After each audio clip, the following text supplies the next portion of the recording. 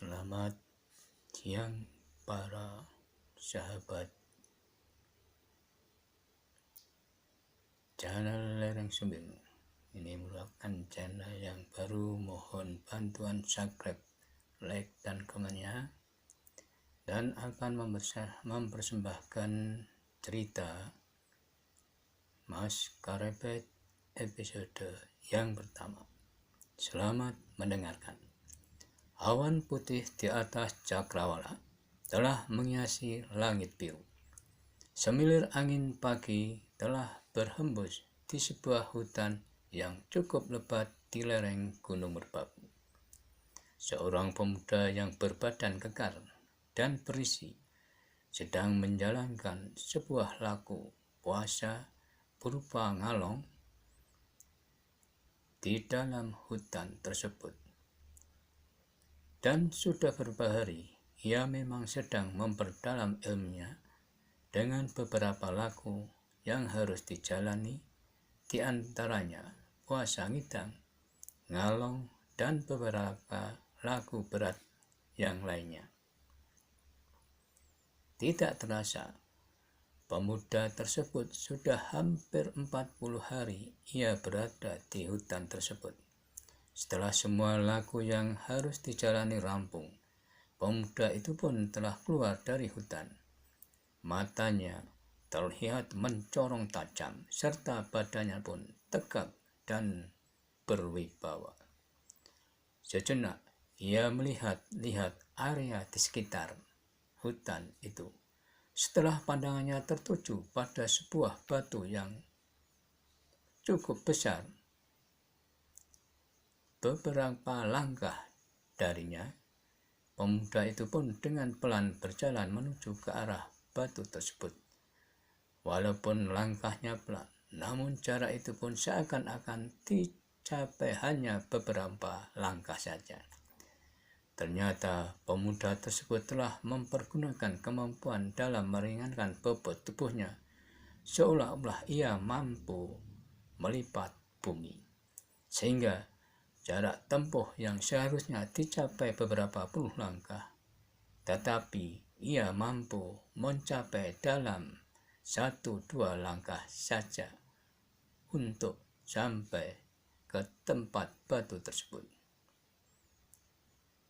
Namun batu yang kelihatannya dari jauh sebesar anak kerbau, ternyata setelah semakin didekati, batu itu besarnya 2 kali lipat dari yang sebenarnya. Sejenak ia pandangi batu tersebut, namun tidak berapa lama pemuda itu telah mundur beberapa langkah ke belakang.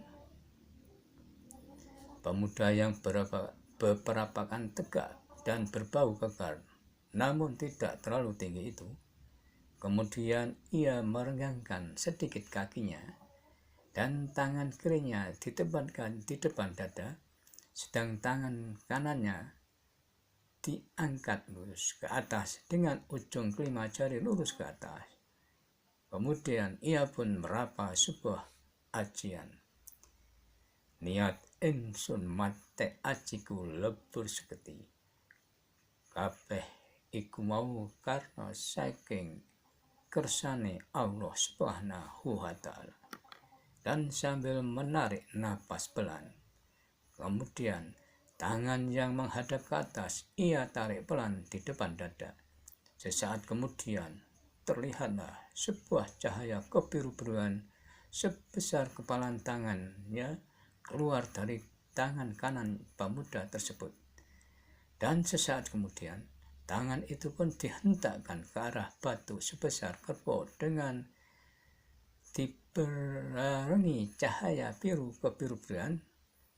Dan bersamaan itu pula terdengar suara ledakan yang menggetarkan area, sehingga batu sebesar itu pun hancur berhamburan. Sementara itu, setelah melepaskan ilmunya, pemuda tersebut segera mengatur pernapasannya. Ia pun duduk sebentar sambil menarik napas pelan lewat hidung dan ditekan di bawah besar sekitar 5 inci. Kemudian ia keluarkan pelan melalui hitung lagi, dan itu diulangi beberapa kali. Namun di saat pemuda tersebut sedang duduk, tiba-tiba saja ia dikejutkan oleh cahaya putih yang menyilaukan matanya telah mendekati dirinya.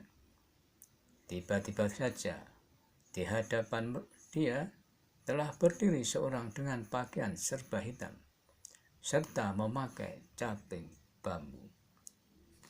Assalamualaikum Karepet. Waalaikumsalam warahmatullahi wabarakatuh. Siapakah Kisana ini? Bertanya pemuda yang dipanggil Karepet tadi. Ingsun Sunan Kalijaga, jawab orang tersebut. Karepet pun terkejut, maka ia pun bergegas mendekati Kanjeng Sunan Kalijaga sambil sungkem di hadapan beliau. Kanjeng Sunan, wonten dawuh punapa dumateng kawula Joko Tingkir? Bertanya pemuda tersebut. Karepet, tempatmu bukan di dusun Tingkir lagi, berkata Sunan Kalijaga. Namun di mana Kanjeng Sunan? Sedang hamba hanyalah kaula alit, sahut Joko Tingkir. Karepet, tempatmu ada di Demak Bintoro, sambung Sunan Kalijaga. Joko Tingkir pun terkejut mendengar apa yang dikatakan oleh Kanjeng Sunan Kalijaga tersebut. Ia pun kemudian termenung sejenak sambil menghirup napas pelan-pelan. Dalam saat itu, Kanjeng Sunan Kalijaga meneruskan katakannya. Karepet, engkaulah yang kelak mampu menyatukan kerajaan-kerajaan di sekitar Pulau Jawa maupun lainnya. Tapi kau harus ingat,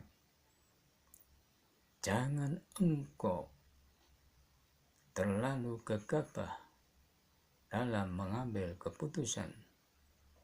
Kelak jika engkau sampai di Demak Bintoro. Sendika dawuh Sunan. Namun cerita ini masih bersambung di episode yang kedua. Nantikanlah dan terima kasih.